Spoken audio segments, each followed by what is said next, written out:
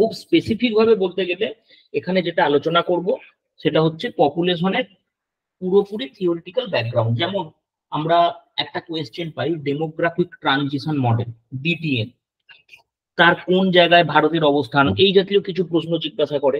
বা তোমরা দেখবে বিগত বছর এরকম প্রশ্ন জিজ্ঞাসা করেছে যে কোন বছরটাতে ভারতবর্ষের পপুলেশনের গতি বেশি ছিল, কম ছিল, ইত্যাদি ইত্যাদি। এই জাতীয় সমস্যাগুলো যাতে না হয় সেই জন্য আজকে আমরা এটা আলোচনা করব পপুলেশনের অংশ হিসাবে। সো প্রথম যে বিষয়টা তোমরা স্ক্রিনে দেখতে পাচ্ছ সেটা হচ্ছে ভারতবর্ষে ডিফারেন্ট টাইমে পপুলেশনের গ্রোথ কেমন হয়েছে। অ্যাকচুয়ালি এই যে অংশটা, এটা থেকেই লাস্ট 2 বছরে কোয়েশ্চেন জিজ্ঞাসা করেছে। কি কি আমরা অংশ দেখতে পাই? টোটাল ইন্ডিয়ার পপুলেশনকে আমরা 1901 থেকে 2011 সাল পর্যন্ত যদি ভাগ করি, টোটাল 4টে ফেজে আমরা এটাকে ভাগ করতে পারি। টোটাল 4টে ফেজ হচ্ছে, প্রথম পিরিয়ড অফ স্ট্যাগন্যান্ট পপুলেশন 1901 থেকে 1921, পিরিয়ড অফ স্টেডি গ্রোথ 1921 থেকে 1951, পিরিয়ড অফ র্যাপিড গ্রোথ 1951 থেকে 1981, এবং period of high growth with definite sign of slowing down. এখানে এই যে 4টি কথা লেখা আছে, এটা কিন্তু আমার কথা নয়, এটা আমাদের যে সেন্সাস রিপোর্ট তার অনুযায়ী এখানে লেখাগুলি উল্লেখ করা আছে। সুতরাং তোমাদেরকে এই যে 4টে লাইন আমি উল্লেখ করেছি এটা উল্লেখ করতে হবে, কারণ পরীক্ষাতে তোমাকে এটা জিজ্ঞাসা করবে যে পিরিয়ড অফ স্টেডি গ্রোথ এটা কোন সময় দেখা গেছে, এই জাতীয় প্রশ্ন কিন্তু জিজ্ঞাসা করবে। সুতরাং এই পার্টিকুলার লাইনটাই তোমাদেরকে মনে রাখতে হবে। এবার ভারতবর্ষের ক্ষেত্রে আমি এটা এবার ব্যাখ্যা করব যে এই period of stagnant population 1901 to 1921 এই জায়গাটা কেন। আমরা এই বিষয়টা বলতে পারি যে 1901 সাল থেকে 1921 সাল এই 20 বছরে ভারতবর্ষে কিন্তু জনসংখ্যার বৃদ্ধি বা জনসংখ্যার যে গ্রোথ হয় সেটা খুব একটা দেখা যায়নি। আমরা গ্রোথটা হিসাব করি কিসের ভিত্তিতে? আমরা গ্রোথটা হিসাব করি মূলত কোনো জায়গার বার্থ এবং কোনো জায়গার ডেথ, এই দুটোর ভিত্তিতে। ফলে এই অংশটাতে প্রাথমিক অবস্থাতে দেখা যাচ্ছে যে এই দুটি বেশি ছিল, কারণ মানুষের মধ্যে সচেতনতা ছিল না, মানুষ এই সমস্ত ব্যাপারে সচেতন ছিল না। ফলে একদিকে যেমন জন্মও হয়েছে রোগের প্রভাবে, চিকিৎসাগত অব্যবস্থার কারণে মানুষের কিন্তু আমরা মৃত্যুও দেখেছি। ফলে এই সময়টাতে, এই টাইম পিরিয়ডটাতে অ্যাকচুয়ালি গ্রোথ খুব একটা দেখা যায়নি, মানে খুব একটা কেন, একদমই গ্রোথ দেখা যায়নি। এটা গুরুত্বপূর্ণ একটা অংশ। কিন্তু তার পরবর্তীতে 1921 সালের পরবর্তীতে যদি দেখা যায়, 1921 সালের পরবর্তীতে একটা ব্যাপক গ্রোথ শুরু হয়, এবং যে গ্রোথটাকে স্টেডি গ্রোথ বলা হচ্ছে তার কারণ এই গ্রোথ রেটটা 3টে সেন্সাস 30 বছরে অলমোস্ট সেম ছিল। এই যে গ্রোথ রেটটা তোমরা মোটামুটি যদি লক্ষ্য করো 1921 সাল থেকে 1951 সাল এই জায়গাটা পর্যন্ত, 1921 সালের অবস্থা এবং এই হচ্ছে 1951 সালের অবস্থা, এটা কিন্তু মোটামুটি আপওয়ার্ড ছিল এবং স্ট্রেট একটা গ্রোথ দেখা গেছে, সেই কারণে এটাকে স্টেডি গ্রোথ বলা হয়। এবং 1951 সালের পর থেকে আমরা যদি দেখি 1981 সাল পর্যন্ত, তোমরা গ্রাফটা লক্ষ্য করো, এই যে বুমটা হয়েছে, এই যে বুমটা দেখতে পাচ্ছ, অর্থাৎ এই সময়টাতে গ্রোথ রেট ব্যাপকভাবে বৃদ্ধি পায়, তাই তাকে র্যাপিড হাই গ্রোথ বলা হয়। দেখো স্টেডি যেখানে বলা হচ্ছে, মনে রাখবে এই গ্রোথটা ছিল সাস্টেনেবল, এই গ্রোথটা ছিল সাস্টেনেবল, অর্থাৎ গ্রোথ ব্যাপক পরিমাণে হয়েছিল এবং তার পরবর্তী অংশের যে গ্রোথটা সেটা কিন্তু র্যাপিড বুম ছিল, যেটাকে আমরা বলতে পারি, কিন্তু তার সাস্টেনেবিলিটি কম ছিল। কেন সাস্টেনেবিলিটি কম ছিল? এক্ষেত্রে সাস্টেনেবিলিটি কম থাকা ভালো, ভারতবর্ষের জনগণের এতে সুবিধাই হয়েছে। এবং তার পরবর্তীতে 81 সালের পরবর্তীতে সরকার থেকে বিভিন্ন রকমের ব্যবস্থা গ্রহণ করা হয়েছে জনসংখ্যা নিয়ন্ত্রণের জন্য, কারণ জনসংখ্যা যদি অতিরিক্ত মাত্রায় বেড়ে যায় সেটা তো খুব একটা ভালো কথা নয়। তো তার পরবর্তীতে 1981 সালের পর থেকে 2011 সাল পর্যন্ত এই যে টাইম পিরিয়ডটা, এই যে টাইম ফ্রেমটা, এই জায়গাটাতে দেখা যাচ্ছে পপুলেশনের গ্রোথ কিন্তু আছে, কিন্তু with A signal of slowing down. অর্থাৎ যে গ্রোথ ছিল, লেট সাপোজ আমি এখানে দেখাচ্ছি এরকম ভাবে যে আমার ছিল 100 থেকে গ্রোথ হলো 120, এবং 120 থেকে গ্রোথ হলো 125। তাহলে দেখো 100 থেকে 120 এটাও গ্রোথ, আবার 120 থেকে 125 এটাও গ্রোথ। কিন্তু এই যে গ্রোথের রেটটা, এটা +20, আমি পার্সেন্টেজ হিসেব করছি না, নর্মাল বলছি আমি, এটা হচ্ছে +5। তাহলে ডেফিনেটলি এই দ্বিতীয় ক্ষেত্রটা 120 থেকে যখন 5 অ্যাড হচ্ছে 125 হচ্ছে, সেই গ্রোথটাও আছে ঠিকই, কিন্তু with a definite sign of slowing down. এবং এই স্লোয়িং ডাউন কেন হচ্ছে? কারণ এবার দেখা যাচ্ছে মানুষ সচেতন হচ্ছে, মানুষ জন্ম নিয়ন্ত্রণের ব্যবস্থা করছে, সন্তানের জন্য প্ল্যানিং করছে।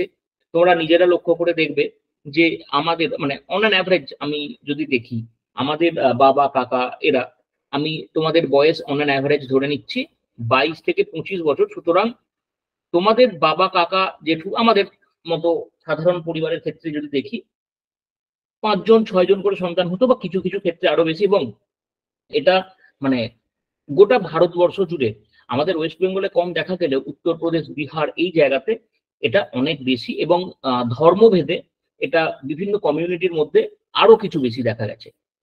এটা সেন্সাস রিপোর্ট বলছে, আমার কথা না। এর কারণ কি? এর কারণ হচ্ছে মানুষের অশিক্ষা, এবং এর কারণ হচ্ছে মানুষের পুত্র সন্তানের প্রতি একটা আলাদা চাহিদা। যে ধরো প্রথম সন্তান কন্যা হলো, ঠিক আছে, কন্যা হলো, পরবর্তী অ্যাটেম্পটে দেখা গেল সেও কন্যা হলো। এরকম ভাবে যেতে গেলে যেটা হয় সেটা হচ্ছে জনসংখ্যা ক্রমশ বাড়তে থাকে। এই যে বিষয়টা, এটা আস্তে আস্তে লোপ পেল, মানুষ বুঝতে শিখলো যে একজন সন্তান তাকে ঠিকঠাক ভাবে মানুষ করা এটা প্রয়োজন, ইত্যাদি ইত্যাদি বিষয়। তো সেই কারণে এই জায়গায় জনসংখ্যার যে বৃদ্ধিটা সেটা কিন্তু আস্তে আস্তে কমছে। আমরা এরপর যে বিষয়টা আলোচনা করব, ডেমোগ্রাফিক ট্রানজিশন। এটা অত্যন্ত গুরুত্বপূর্ণ। তোমরা প্রিভিয়াস ইয়ারের মেন্স এর কোয়েশ্চেন দেখতে পাবে যে ডেমোগ্রাফিক ট্রানজিশন থেকে কিন্তু প্রচুর কোয়েশ্চেন আসে। সো ডেমোগ্রাফিক ট্রানজিশন কি? ডেমোগ্রাফি একটা সোসাইটির সামগ্রিক অবস্থাকে বর্ণনা করে, এবং এটাও কিন্তু ডাইরেক্টলি জনসংখ্যার সাথেই যুক্ত। ডেমোগ্রাফিক ট্রানজিশন মানে কি? চেঞ্জ ইন পপুলেশন, অর্থাৎ সময়ের সাথে সাথে পপুলেশনের যে চেঞ্জ হচ্ছে এটা কেমন ধরনের হচ্ছে, সময়ের সাথে সাথে পপুলেশনের যে চেঞ্জ হচ্ছে এটা ঠিক কিভাবে হচ্ছে সেই বিষয়টাকে এখানে উল্লেখ করে। মূলত এই জায়গাতে আমরা টোটাল 4টে স্টেজের কথা পাই, এটা মনে রাখবে। এইটাও অনেক সময় জিজ্ঞাসা করে যে টোটাল কতগুলি স্টেজ এখানে আছে। টোটাল 4টে স্টেজ আছে, যার মধ্যে প্রথম স্টেজে বলা হচ্ছে high death and high birth rate. এই যে হাই ডেথ এবং হাই বার্থ রেট, তোমরা এখানে স্ক্রিনের ডান দিকে গ্রাফটা লক্ষ্য করো। এই অংশটাতে আমরা যদি দেখি, দেখো এই গ্রিন কালার, এই যে লাইনটা এটা হচ্ছে ডেথ রেটের লাইন, এবং এই পার্পল কালারটা বার্থ রেটের লাইন। এরা দুজনে কাছাকাছি অবস্থান করছে। ফার্স্ট স্টেজে দেখো একদম একে অপরকে জড়িয়ে ধরে অবস্থান করছে। এর কারণ কি? এর কারণ এটা সভ্যতা শুরুর প্রথমের দিকে। আমি এখানে কিন্তু কোনো দেশের কথা বলছি না, সামগ্রিক পৃথিবীর কথা বলছি। এটা সভ্যতা শুরুর প্রথম দিকে মানুষের মধ্যে এই বিষয় সম্পর্কে তো কোনো সচেতনতা ছিল না। ফলে মানুষ স্বাভাবিকভাবে এই জায়গায় মনে রাখবে যে যেমন তাদের সন্তানের জন্ম হতো, তেমন রোগের আক্রমণে বিভিন্ন ধরনের মৃত্যুও হতো। ফলে এই জায়গাতে রোগের আক্রমণে মৃত্যু হওয়ার কারণে বৃদ্ধি কিন্তু হতে পারতো না। এটাকে বলা হচ্ছে high death and birth rate. ফলে লো গ্রোথ আমরা এই জায়গাটাতে দেখতে পাবো, অত্যন্ত গুরুত্বপূর্ণ। এই জায়গাটাতে কোনো গ্রোথ হতো না। তারপর বলা হচ্ছে rapid decline in death rate. এইটা একটুখানি মানুষ যখন শিক্ষিত হতে শুরু করলো আদিম সমাজেই, বা তথাকথিত আমরা যদি দেখি মানুষ জবে থেকে জঙ্গল থেকে বেরিয়ে আসলো, এসে সমাজ ব্যবস্থা গড়ে তুললো, সেই সময়তে তাদের ডেথ রেট কমছে। কারণ মানুষ আয়ুর্বেদের কথা বলো, গাছগাছালির কথা বলো, তুলনামূলক আগের অবস্থা থেকে তাদের পরিস্থিতি ভালো করে ফেলেছে। তারা জানে আজকে কোন রোগ হলে কোন ওষুধ খেতে হবে। মানে আমি কেমিক্যাল মেডিসিনের কথা বলছি না, আমি আয়ুর্বেদ জাতীয় ওষুধের কথাই বলছি, গাছগাছলার কথাই বলছি। ঠিক। ফলে মানুষের মৃত্যুটাকে তারা কমিয়ে ফেললো। কিন্তু তাদের মধ্যে যেহেতু শিক্ষা নেই, তাদের ক্ষেত্রে এই বার্থ রেটের যে হাই অ্যাটিটিউড, অর্থাৎ উচ্চ বৃদ্ধি, এটা কিন্তু বজায় থাকলো। ফলে কি হলো? ফলে গ্রোথ রেট ক্রমশ বাড়তে থাকলো। এই জায়গাতে গ্রোথ রেটের পরিমাণ অত্যন্ত বেড়ে গেল। কেন গ্রোথ রেটের পরিমাণ বাড়লো? ভালো করে লক্ষ্য করো, এই যে অংশটা, এই জায়গাটা লক্ষ্য করো, এই ডেথ রেট যে লাইনটা এটা কিন্তু ডিক্লাইন করলো, অথচ বার্থ রেট একই থেকে গেল। বার্থ রেট বেড়ে গেল না, বার্থ রেট একই থেকে গেল। বার্থ রেট হঠাৎ করে তো রকম ভাবে বাড়তে পারে না, বার্থ রেট একই থেকে গেল। ফলস্বরূপ যেটা দেখা গেল সেটা হচ্ছে জনসংখ্যার বৃদ্ধি ব্যাপক ঘটলো। 3 নাম্বার স্টেজে কি হলো? Rapid decline in birth rate. তাহলে এই rapid decline in birth rate এই স্টেজটাতে মানুষ আস্তে আস্তে বুঝতে শিখলো যে জনসংখ্যার বৃদ্ধি নিয়ন্ত্রণ করা দরকার, এবং এই যে বিভিন্ন ধরনের প্রোটেক্টিভ কিট ইউজ করা, বিভিন্ন ধরনের পিলস ইউজ করা, এই ব্যাপারগুলো মানুষের মধ্যে আসতে থাকলো। তারা এবার জন্মটাকেও নিয়ন্ত্রণ করতে শুরু করলো। দেখো, মৃত্যুকে তো নিয়ন্ত্রণ করতে শুরু আগেই করেছিল, যে মানুষের মৃত্যু হচ্ছিল সেটাকে তো নিয়ন্ত্রণ করতে পারছিল না জন্মটাকে নিয়ন্ত্রণ করতে। এবার জন্ম নিয়ন্ত্রণ করাও শুরু হলো। ফলে দেখা গেল কি, আমাদের জনসংখ্যার যে গ্রোথ রেট, এটা গোটা পৃথিবী জুড়ে বলছি, তা ডিক্লাইন ঘটলো। অর্থাৎ এই জায়গা থেকে আমরা বলতে পারি যে মডার্ন কান্ট্রি যেগুলি আছে, এই মডার্ন কান্ট্রি এই স্টেজে অবস্থান করে। স্পেসিফিক্যালি মডার্ন কান্ট্রি, তারা শিক্ষিত মানুষজনের দেশ, এখানে এইটাকে আমরা বলতে পারি। এবং তার পরবর্তীতে ডেথ রেট অত্যন্ত লো হয়ে গেছে এবং বার্থ রেট আরো লো হয়ে গেছে। ফলে জনসংখ্যার যে বৃদ্ধি, কেমন, এই জনসংখ্যার বৃদ্ধি আর মোটে হচ্ছে না, এটাও কিন্তু সোসাইটির জন্য ভালো নয়। কেননা দেখো, জনসংখ্যা আমাদের সমাজ ব্যবস্থাকে পরিপূর্ণ করে, তাই না? আজকে চিন্তা করে দেখো যে তুমি বাড়িতে আছো, বাড়িতে যদি অসুখ বিসুখ হয় মানুষের, তোমার বাড়িতে যদি লোক না থাকে তাহলে তোমায় নিয়ে যাবে কে? এটা ফ্যাক্ট একটা। বা তোমার যে মানব সম্পদ, এই মানব সম্পদের চাহিদা দরকার, এটাকেও তোমায় বুঝতে হবে। ফলে আজকে একটা সোসাইটিতে যদি জনসংখ্যা একদম কমে যায়, সেটাও কিন্তু খুব একটা ভালো নয়। এবং শুধু তাই না, যদি চায়নার মতো প্রবলেম আমাদের দেশে তৈরি হয়, অর্থাৎ চায়নার যে প্রবলেমটা হয়েছে সেটা হচ্ছে ওভার এজেড পপুলেশন। চায়নার পপুলেশনের সমস্যা হচ্ছে ওভার এজেড পপুলেশন। একটা টাইমে চায়না ওয়ান চাইল্ড পলিসি নিয়েছিল, ফলে নতুন করে নির্দিষ্ট সময়ে বাচ্চাদের জন্ম হয়নি, কারণ পলিসি সেরকমই ছিল পপুলেশন কন্ট্রোলের জন্য। এবার যাদের জন্ম হয়ে গিয়েছিল তারা কি হচ্ছে, তারা তো বয়স্ক হচ্ছে। ফলে কি হবে, তারা যখন বয়স্ক হয়ে যাচ্ছে, তাদের যখন বেশি বয়স হচ্ছে, তাদেরকে দেখার জন্য আর ছেলে পিলে নেই। ফলে এটাও তো একটা সমাজ ব্যবস্থার জন্য ঠিক নয়। এই বিষয়টার কথা এখানে বলা হচ্ছে যে ডেমোগ্রাফিক ট্রানজিশনের ক্ষেত্রে এই একদম শেষ পর্যায়েতে, এটা একদম চরমতম পর্যায়ে, যেটা আমরা বর্তমানে চায়না, অস্ট্রেলিয়া এই সমস্ত দেশে দেখতে পাচ্ছি, জনসংখ্যার অভাব দেখা যায়। এবং ভারতের অবস্থান যদি বলা হয়, ভারতের অবস্থান হচ্ছে 3 নম্বরের প্রথম দিকটাতে। ভারতের ডেথ রেট কমে গেছে এবং ডিক্লাইন হচ্ছে, বার্থ রেটেও ভারতের ডিক্লাইন হয়েছে জনসংখ্যা। কারণ আমি দেখো, ভারতের ক্ষেত্রটা আগেই তোমাদের আমি তুলে ধরলাম, এই যে period of high growth with definite signs of slowing down, দেখো এটা 2011 সালের তথ্য অনুসারে করা। এবার 2021 সালে আমাদের কিন্তু অ্যাকচুয়ালি সেন্সাস হওয়ার কথা ছিল, কোভিডের কারণে হয়নি। এখন 2024 সাল অলমোস্ট শেষ হতে চলেছে, 2024 সালের আমরা মাঝখানে চলে এসেছি। ফলে এখনো পর্যন্ত সেন্সাস কিন্তু অ্যাজ সাচ আসেনি। 2024 সালের সেন্সাস বার হলে এবার এখানে নতুন কিছু যদি অ্যাড হয়, হতে পারে। ঠিক এই পর্যন্ত আশা করবো প্রত্যেকের কাছে বোঝা গেছে। এরপর আমরা দেখবো যে ভারতবর্ষে এই পপুলেশনের ডিস্ট্রিবিউশনটা আনইভেন কেন। আমি এই যে কথাটা বলছি, এটা আনইভেন কেন, এই পর্যন্ত যদি প্রত্যেকের বোঝা গিয়ে থাকে, আমাকে জাস্ট একটা থামস আপ দিয়ে জানিয়ে দাও যে বোঝা গেছে, আমি তাহলে বুঝতে পারবো। ওকে, লেটস স্টার্ট। তাহলে ভারতবর্ষের ক্ষেত্রে যদি আমরা দেখি, প্রথম যে নিয়ন্ত্রণকারী শক্তি থাকে সেটা হচ্ছে ফিজিওগ্রাফি। অর্থাৎ দেখো, যে জায়গাতে পাহাড় আছে, পার্বত্য অঞ্চল আছে, বা ধু ধু করছে মরুভূমি, সেখানে তো জনসংখ্যা বেশি থাকবে না। স্বাভাবিকভাবে যে জায়গাতে প্লেন রিজিয়ন, সেখানে জনঘনত্ব বেশি হবে। তুমি লক্ষ্য করে দেখবে যে ভারতবর্ষের ক্ষেত্রে আমি ইউপি, বিহার, ওয়েস্ট বেঙ্গল, এই যে রাজ্যগুলি দেখতে পাই, এই রাজ্যগুলির ক্ষেত্রে জনসংখ্যার পরিমাণ অনেকটা বেশি, প্রথম কথা।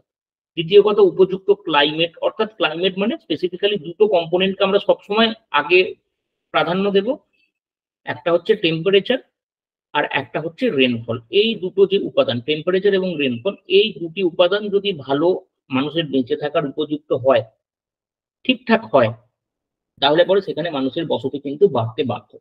এই জায়গাতে মানুষের বসতি বাড়ে।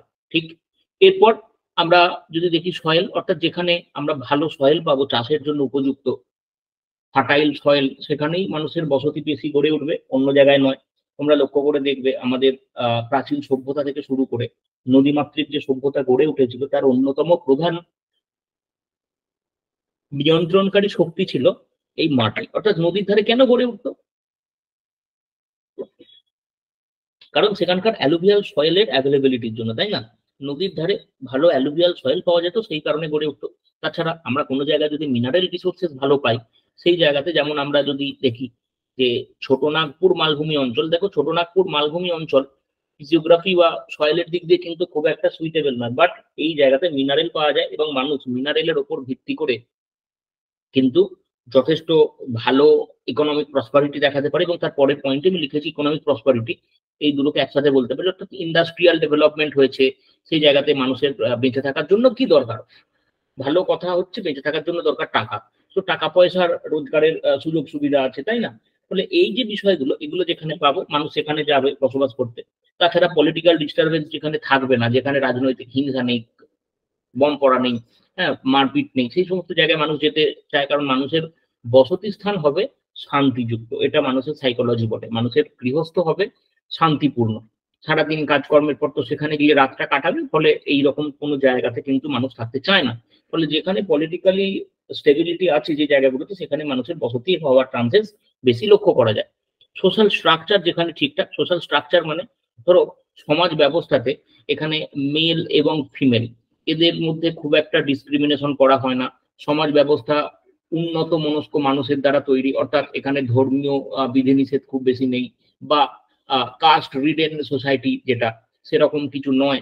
এই ধরনের জায়গাগুলির ক্ষেত্রে আমরা দেখতে পাই যে ভারতবর্ষের আহ ভারতবর্ষের মেজর জনসংখ্যা সেখানে থাকতে চায়।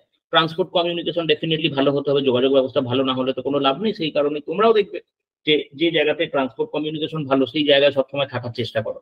এছাড়া পাওয়ার রিসোর্সের অ্যাভেলেবিলিটি, কারণ বিদ্যুৎ শক্তি থাকা দরকার বেঁচে থাকার জন্য। বিদ্যুৎ শক্তি যেখানে ভালো থাকবে, বিদ্যুৎ শক্তির অ্যাভেলেবিলিটি যেখানে ভালো থাকবে, সেই জায়গাটায় মানুষ থাকতে চাইবে। এছাড়া আর একটা গুরুত্বপূর্ণ অংশ হচ্ছে অ্যামেনিটিস অ্যান্ড এডুকেশনাল ফেসিলিটিস, অর্থাৎ যে জায়গাতে বিভিন্ন ধরনের অ্যামেনিটিস, অর্থাৎ তোমার রাত্রেবেলা সিনেমা দেখতে ইচ্ছা করছে, সিনেমা দেখতে যাও তুমি, ভালো হসপিটাল সিস্টেম আছে, ঠিক আছে, এডুকেশন যেখানে অ্যাভেলেবেল আছে, সেই জায়গায় তুমি চাইছো সেই জায়গাতে তোমার বসতি স্থাপন, কারণ যাতে তোমার খরচ কম হয়, ইত্যাদি ইত্যাদি বিভিন্ন বিষয় আমরা এখন দেখতে পাচ্ছি।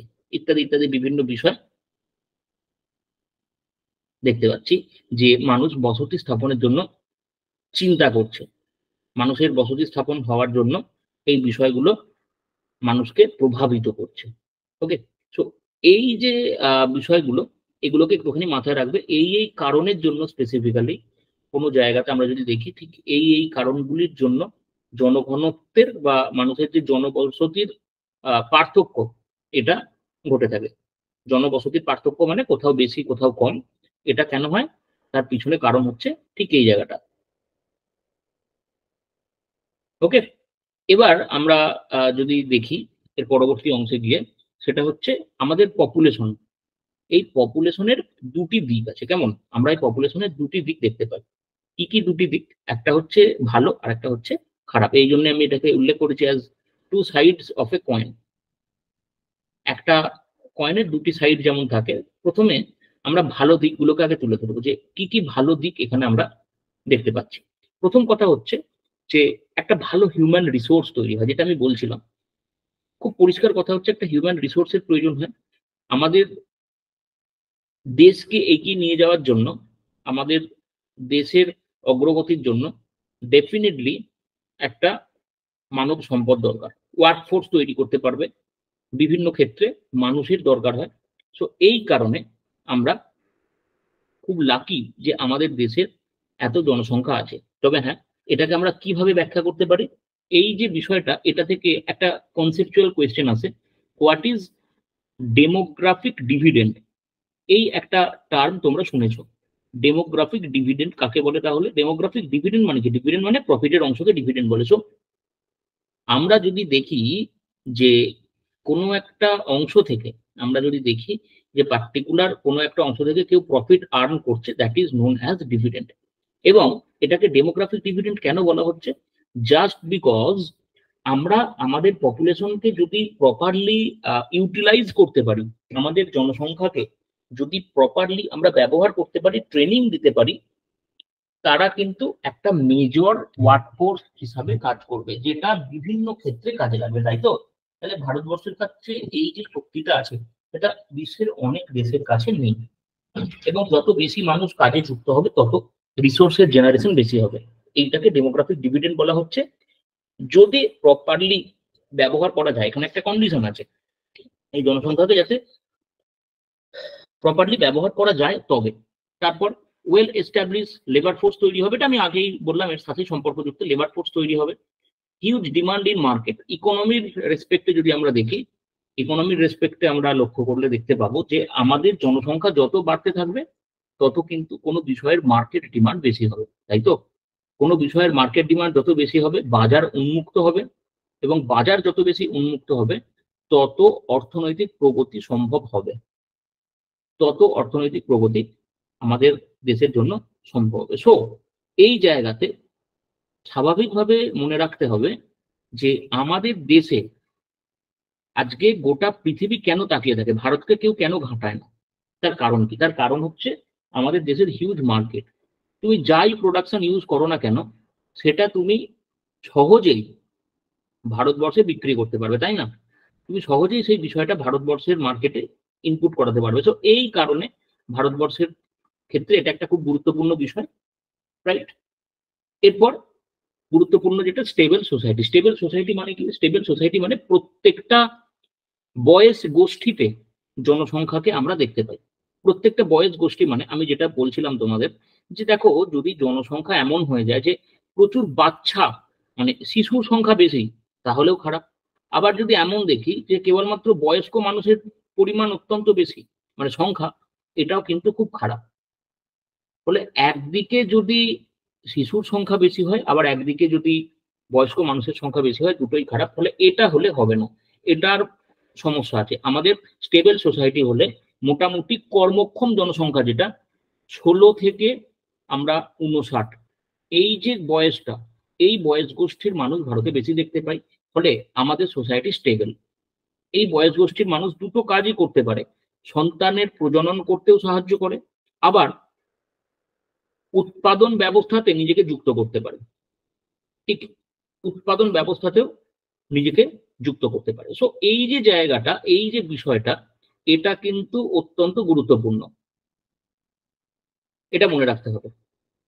এই বিষয়টা অত্যন্ত গুরুত্বপূর্ণ ভারতবর্ষের মতো দেশের ক্ষেত্রে, স্টেবল সোসাইটি। এবং এটাকে আমরা কি বলতে পারি? Demographic dividend. যেমন বললাম, যদি এই বয়স গোষ্ঠী 16 থেকে 59 খুব বেশি পরিমাণে না হয়, এবং তাহলে কি ঘটনা ঘটবে? তাহলে 15 বছর পর্যন্ত বয়স যাদের আছে সেই বাচ্চারা, এবং 59 বছরের বেশি যাদের বয়স সেই বয়স্করা ডিপেন্ডেন্ট হয়ে পড়বে কাদের ওপর?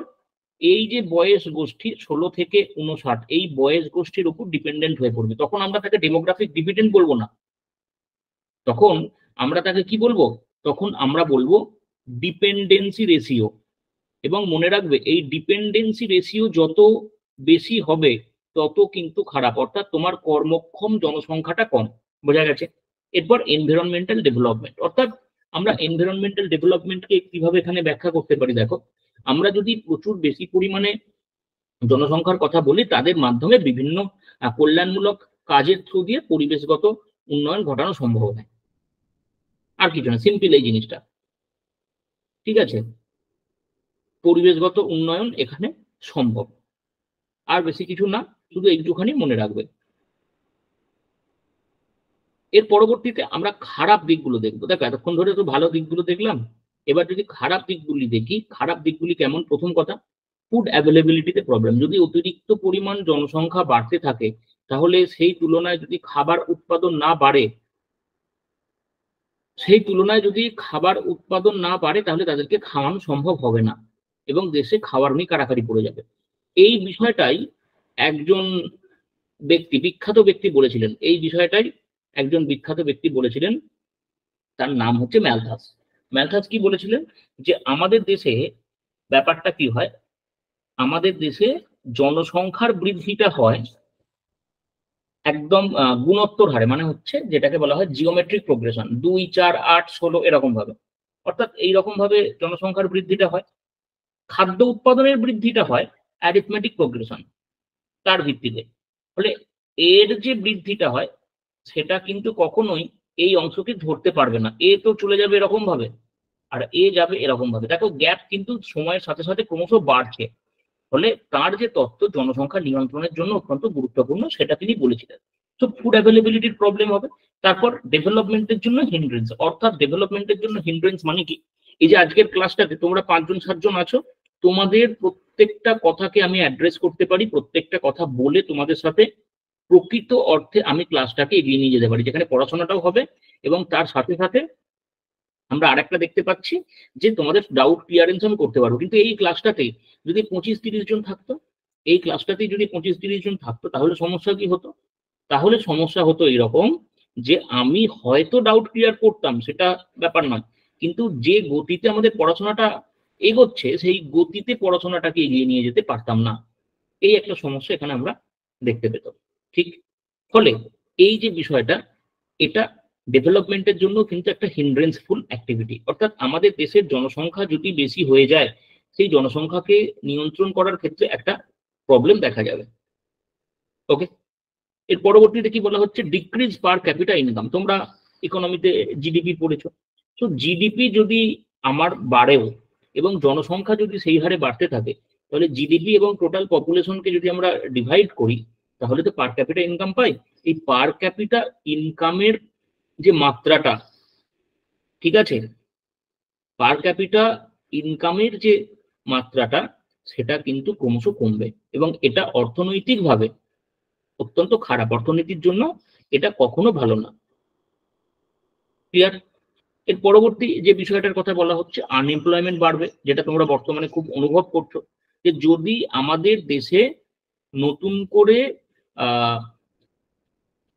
কর্মক্ষেত্র না গঠন হয়। কর্মক্ষেত্র গঠন মানে কি, এটা মনে রাখবে, একটা প্রকৃত কথা বলি, এটা আমার কথা নয়, এটা বিখ্যাত অর্থনীতিবিদ বিনায়ক যিনি ছিলেন, অভিজিৎ বিনায়ক বন্দ্যোপাধ্যায়, আমাদের নোবেল প্রাপ্ত, তার কথা, যে অর্থনীতিতে বাজার সব সময় এমপ্লয়মেন্ট তৈরি করে, সরকারি ক্ষেত্র নয়। সুতরাং এটা মনে রাখতে হবে যে আমাদের যে বাজার, এই বাজার ব্যবস্থাটা, আমাদের যে বাজার ব্যবস্থাটা, এটাকে তৈরি করা খুব চাপ হয়ে যাবে। তাহলে আনএমপ্লয়মেন্ট বাড়তে থাকবে, কারণ আমাদের দেশে বাজার ব্যবস্থা, আমি ভারতের ক্ষেত্রেই বলছি, বাজার ব্যবস্থা তো খুব একটা ভালো নেই।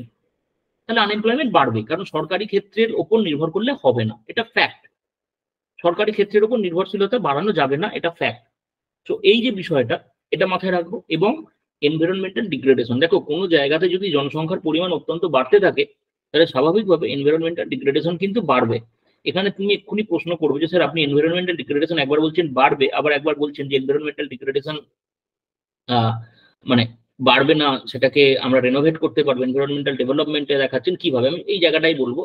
দেখো, এনভায়রনমেন্টাল এই ডিগ্রেডেশন বা এনভায়রনমেন্টাল প্রোগ্রেশন, এটা ডিপেন্ড করে তুমি কিভাবে কাজ করছো।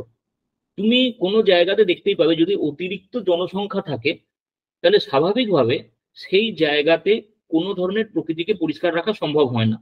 কিন্তু যদি কম থাকে, রাখা সম্ভব হয়, প্রথম কথা। দ্বিতীয় কথা হচ্ছে আর একটা বিষয়, এই জায়গাতে আমাদের দৃষ্টিভঙ্গি কেমন। আমরা যদি মনে করি অতিরিক্ত জনসংখ্যা নিয়েও পরিষ্কার পরিচ্ছন্নতা বজায় রাখবো, পরিবেশের ক্ষতি করব না, এটাও পসিবল। আর যদি চাই যে আমরা কোনো কেয়ারফুল অ্যাটিটিউড দেখাবো না, পরিবেশের ক্ষতি হয় হোক, সেটাও কিন্তু সম্ভব। এই কারণে আমি দুটো বললাম। আশা করব এই পর্যন্ত প্রত্যেকের কাছে বোঝা গেছে। আমাকে একটুখানি জানাবে এই পর্যন্ত বোঝা গেছে কিনা।